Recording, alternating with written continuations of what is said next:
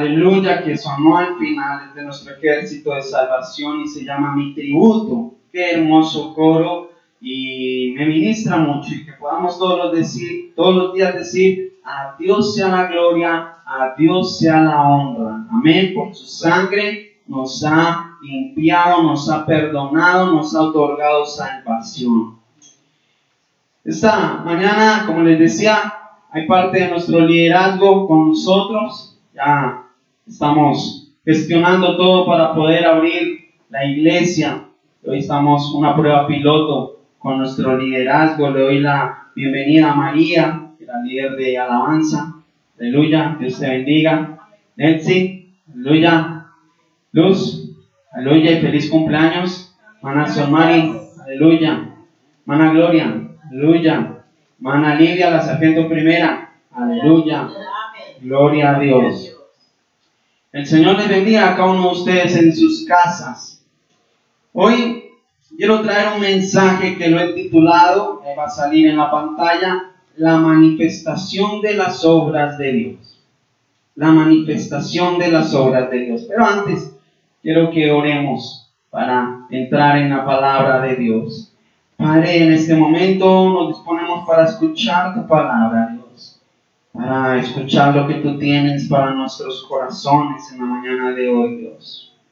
Te pido que tú puedas hablar a mis hermanos, a cada uno de los líderes que están hoy acá, y que también tú puedas hablar a aquellos que están en sus casas, Dios. Que tú puedas traer una palabra que conforte sus almas, su espíritu, Dios. Que tú puedas penetrar hasta lo más profundo en ellos. En este momento me arrojo en tus brazos y someto todo pensamiento, toda palabra, todo lo que soy, lo someto a la cruz. En el nombre de Jesús. Amén. Como les decía, este mensaje lo he titulado La manifestación de las obras de Dios. Y les invito a que vayan a sus Biblias al Evangelio de Juan.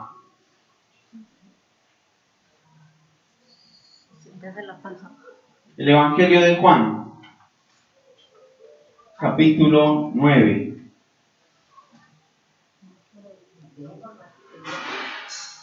Evangelio de Juan, capítulo 9.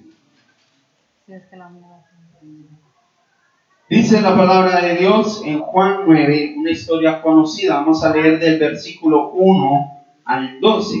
Y dice la palabra de Dios en Juan 9, del 1 al 12 así. Al pasar Jesús vio a un hombre ciego de nacimiento y le preguntaron sus discípulos diciendo: Rabí, ¿quién pecó, este o sus padres, para que haya nacido ciego? Respondió Jesús: no es que pecó este ni sus padres, sino para que las obras de Dios se manifiesten en él. Me es necesario hacer las obras del que me envió. Entre tanto que el día dura, la noche viene, cuando nadie puede trabajar. Entre tanto que estoy en el mundo, luz soy del mundo. Dicho esto, escupió en tierra e hizo lodo con saliva y untó con el lodo los ojos del ciego. Y dijo: ve a lavarte en el estanque de Siloé, que traducido es enviado.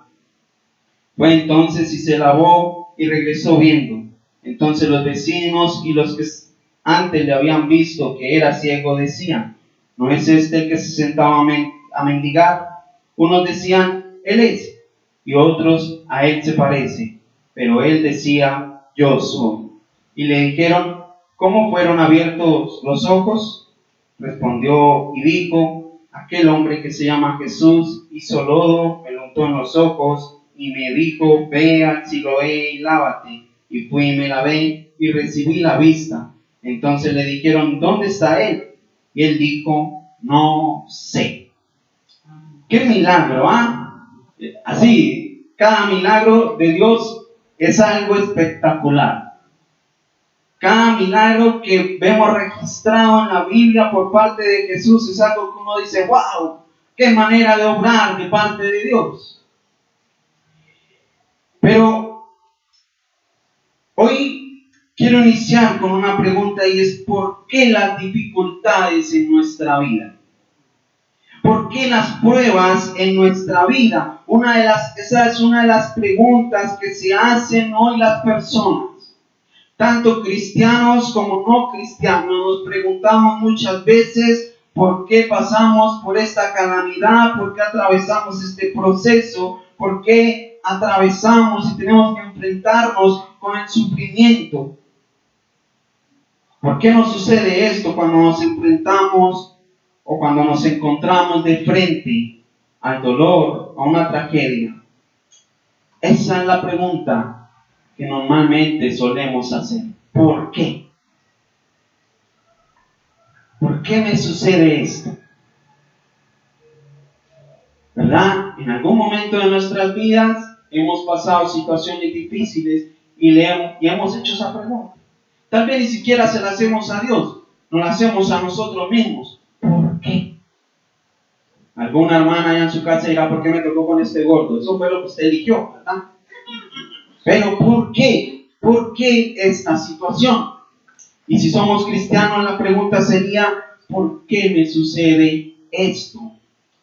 Si yo voy a la iglesia, leo la Biblia, confío en Dios, oro, hablo con Él, estoy en el ministerio, no le hago daño a nadie, soy buen hijo, buen padre, dirá alguna buena, soy buena madre, hasta quiero a la suegra. ¿Por qué me sucede esto, verdad? ¿Por qué me sucede esto? Y en una ocasión, lo que leíamos, Jesús ve a un hombre ciego de nacimiento. Y voy a estar leyendo para ustedes el versículo 1 y 2 en la Nueva Versión Internacional. Va a aparecer en sus pantallas ahí para los que nos siguen a través de Facebook.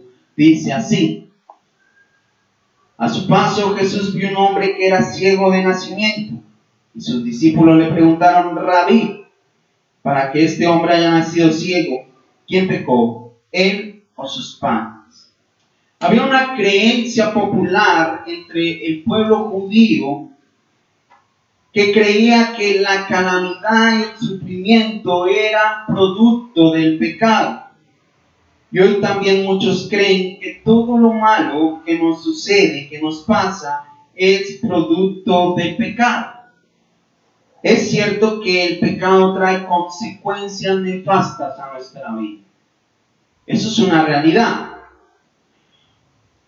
El pecado trae enfermedad, trae destrucción a nuestras vidas, a nuestras familias.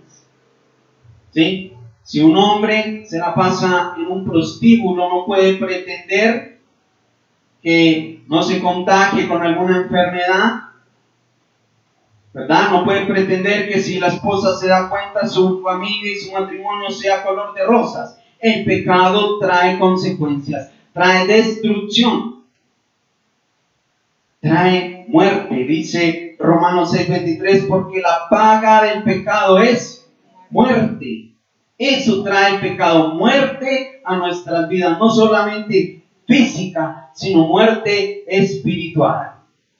Pero no siempre es así. A veces suceden cosas en nuestra vida que no necesariamente es porque haya pecado. ¿Sí? Algunos de ustedes dirán: pastor, me dio una gripita. No es necesariamente porque está en pecado.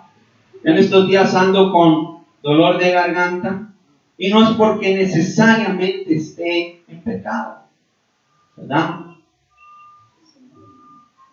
Y esa era la creencia y la pregunta también no solo de los judíos, sino de los discípulos. Y le preguntaron: ¿quién pecó, este o sus padres, para que haya nacido ciego? A veces nosotros, hermanos, también pensamos de esa manera. Nos enfermamos y decimos: ¡ay, estoy en pecado! ¡Ay, el diablo! Se enferma aquel hermano y decimos: pecador, ¿quién sabe qué estará haciendo? Atravesamos un momento difícil financieramente y decimos: el diablo, estoy en pecado. O algún hermano atraviesa un momento difícil familiar y decimos: por pecador. Mírelo ahí, su segundo nombre es el pecado, Roberto el pecado, ¿verdad?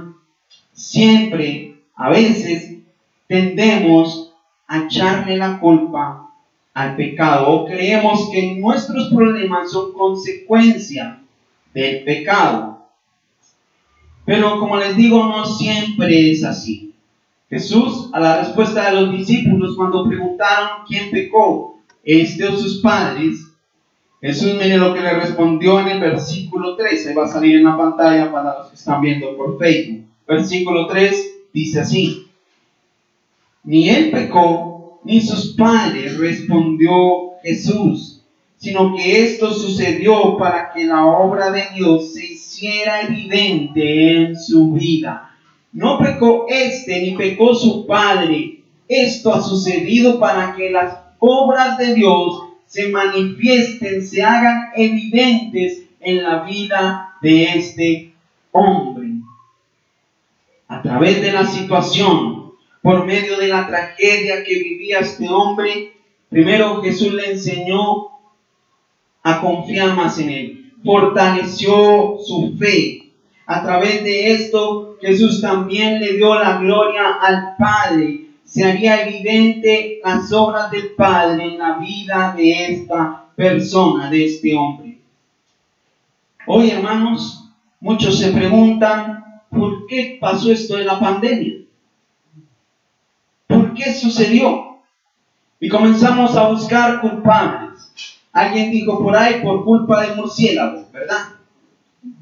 Otro dijo por ahí, por culpa del chino cochino. Pero en nuestro caso, como cristianos, otros podrían decir porque la gente no se cuida, pero esto no solo ha afectado la economía, no solo ha afectado la salud, esto ha golpeado duramente a la iglesia. Al cuerpo de Cristo lo ha golpeado duramente. Pero como iglesia, como hijos de Dios, no debemos buscar culpables, no debemos decir fue el chino, fue el murciélago, es la gente que no se cuida. No, como hijos de Dios debemos verlo con ojos espirituales y ver que a través de lo que está sucediendo, la obra de Dios se va a hacer evidente en el mundo y en cada uno de nosotros. La obra de Dios, hermanos, se va a hacer evidente, se va a manifestar en nosotros, y como siempre lo he dicho, estoy seguro que después de que esto pase vendrá un avivamiento especial en las iglesias.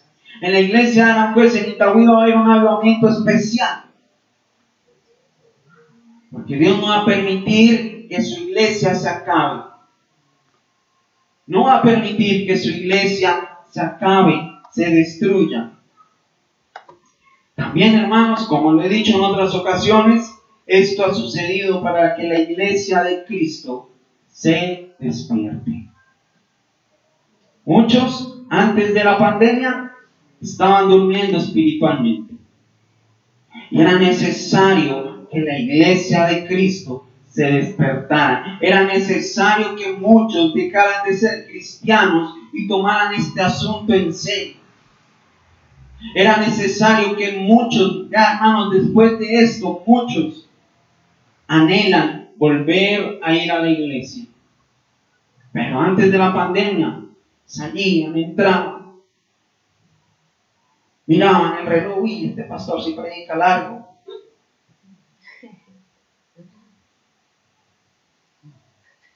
Me hacían atrás aún así. Corte, yo pensé que me cortara el pelo, no era que cortara la predica. ¿Verdad? Pero después de esto, muchos comenzamos a valorar el tiempo en la iglesia. Eso va a pasar, hermanos. A valorar el tiempo de estar en la iglesia. Muchos de los líderes que están acá me dicen, pastor, extraño estar en la iglesia.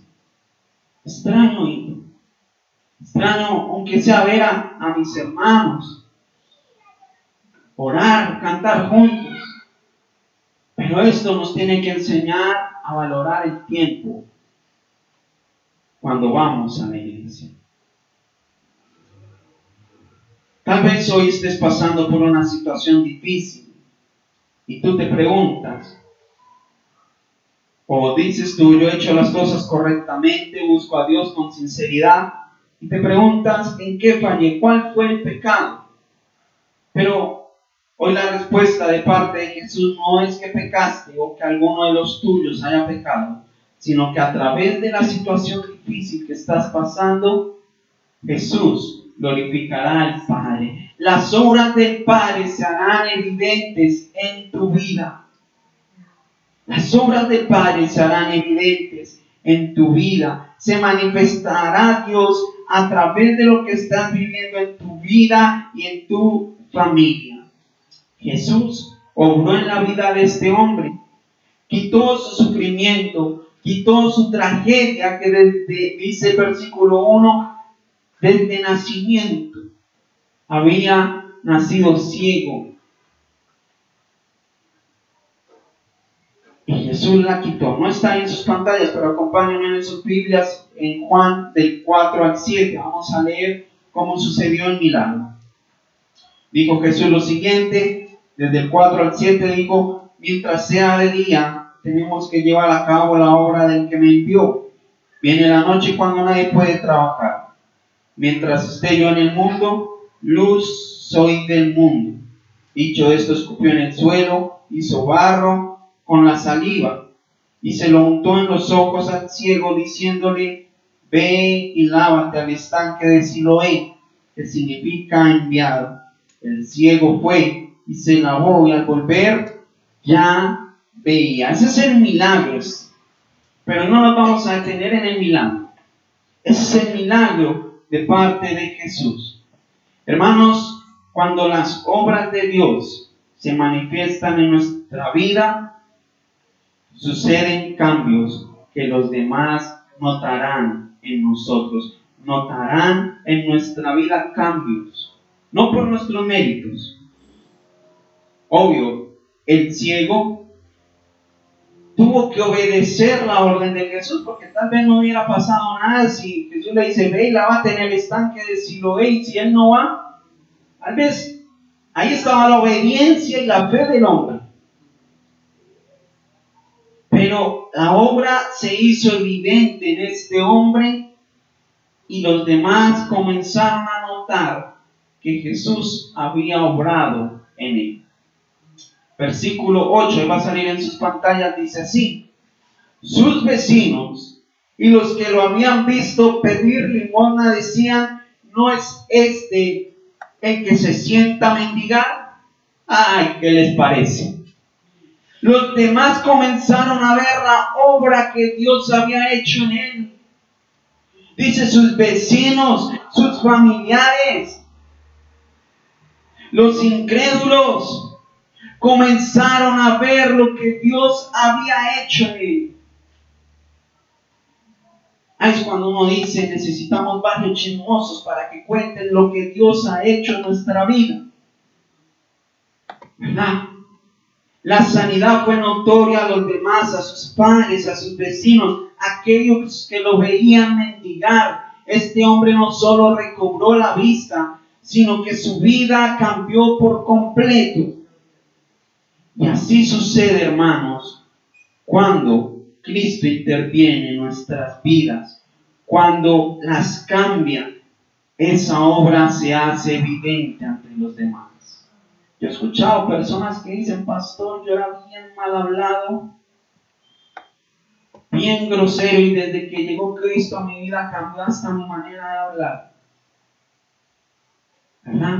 Cristo, cuando viene a nuestras vidas, cambia hasta esos detalles. Antes en el mundo caminaban así.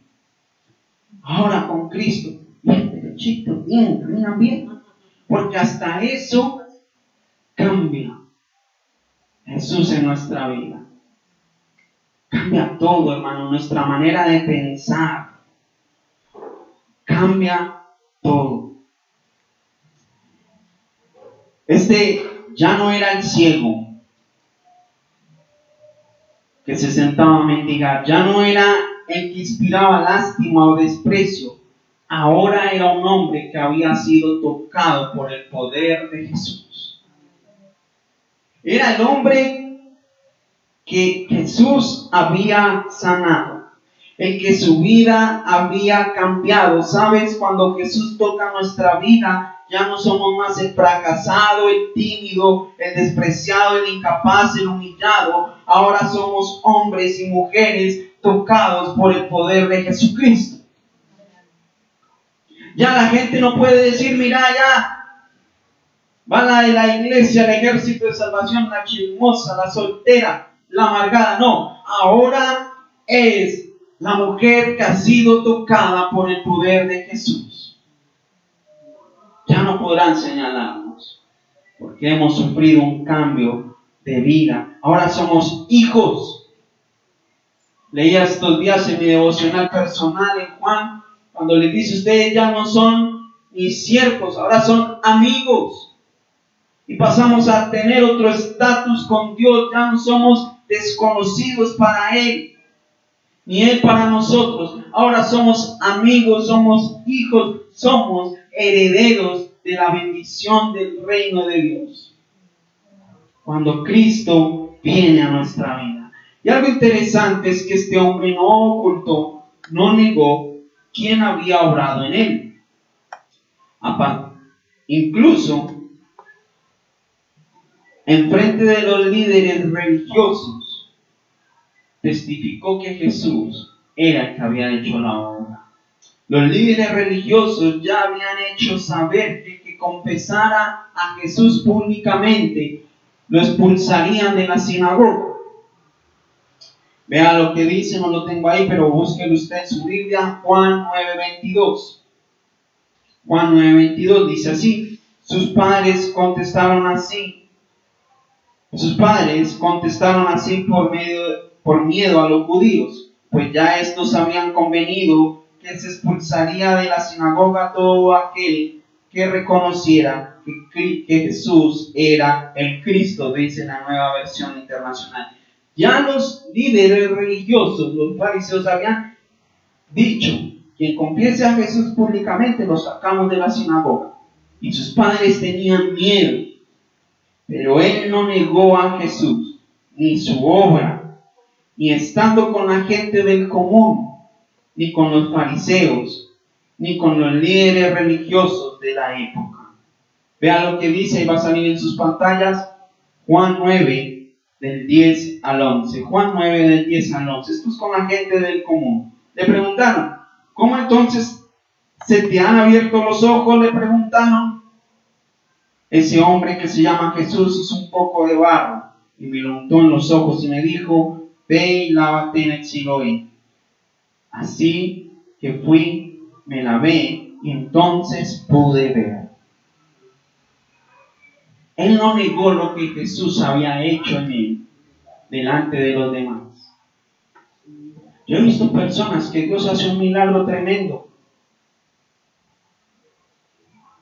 y después, ¿quién fue?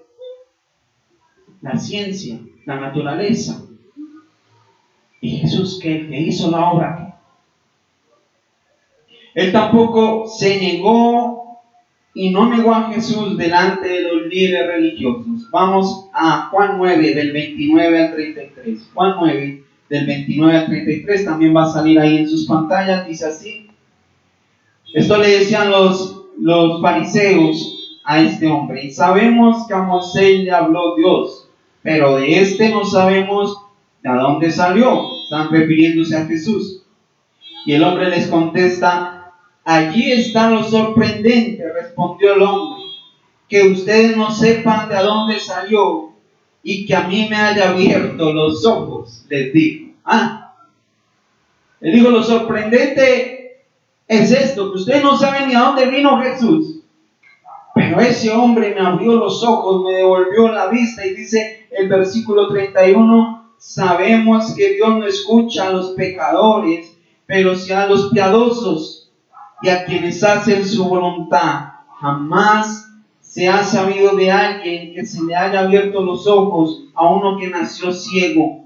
Si este hombre no viniera de parte de Dios, no podría hacer nada, les dijo. Cachetadota la que le pegó a los fariseos. Les dijo: lo sorprendente es esto. Ustedes no saben de dónde viene Jesús, pero a mí me abrió los ojos Y sabemos que Dios escucha. Sabemos que Dios no escucha a los pecadores, pero sí a los piadosos y a los que hacen su voluntad. Jamás se ha visto un milagro como este. Y si este hombre no viniera de parte de Dios, no hubiera podido hacer nada.